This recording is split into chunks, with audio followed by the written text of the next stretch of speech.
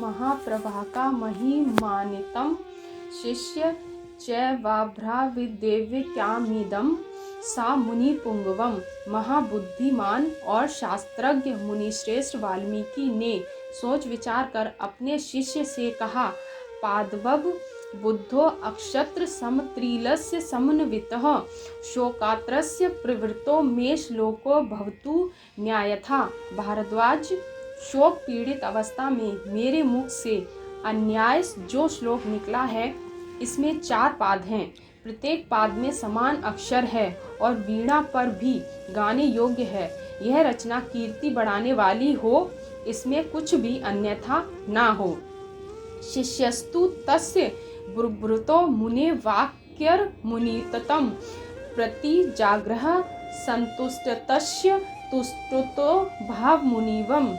शिष्य के आदेशानुसार महर्षि वाल्मीकि ने उस अत्युत्तम वचन को कंठस्थ कर लिया। इससे मुनि शिष्य पर बहुत प्रसन्न हुए।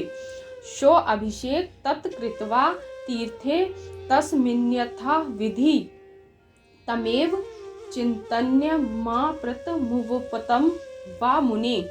तदंतर मुनिवर उस तीर्थ में यथाविधि स्नान कर और उसी श्लोक पर विचार करते हुए अपने आश्रम में लौट आए। सा प्रवश्य आश्रम पदम शिष्येण सह धर्मवितः उपविष्टा कथाचष्यकारः ध्यानमस्ततः।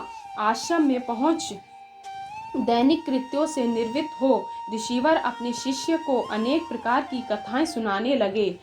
अजागम ततो ब्रह्मा चोवाचो मुनि पुवम वृत्ति कथ्य रामस्य यथा नारदो पुच्छतम।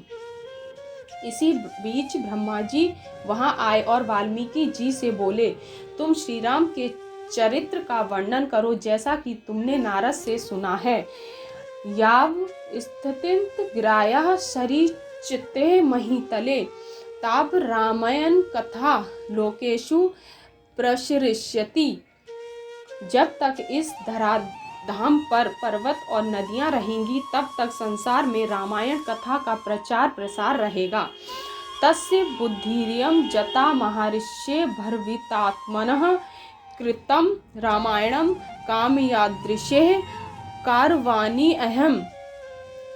शुद्धता करण वाले वाल्मीकि जी की समझ में यह बात आ गई कि ऐसे ही श्लोकों में मैं संपूर्ण रामायण काव्य की रचना करूं। श्रुत्वा वस्तु समृगम तथ रह महारितिस्थितले हितम व्यक्त मानवेशु भूयो यत वृत तस्य धीमतः। नारद जी से श्री राम का चरित्र सुनकर महर्षि वाल्मीकि ने धर्म अर्थ से युक्त सर्वजन हितकारी श्री राम के जीवन की घटनाओं को उत्तम प्रकार से एकत्र करना आरंभ किया। राम लक्ष्मण सीता भी राज्ञा दशरथेन च सार्भ्याणे सा राष्ट्रेण यत प्राप्त तत्र तत्वः हसितं भाषितं चैव गतिवाच्य चेष्टितं तत्व सर्वनः धर्मव्येन यथावतसम प्राप्यष्यति।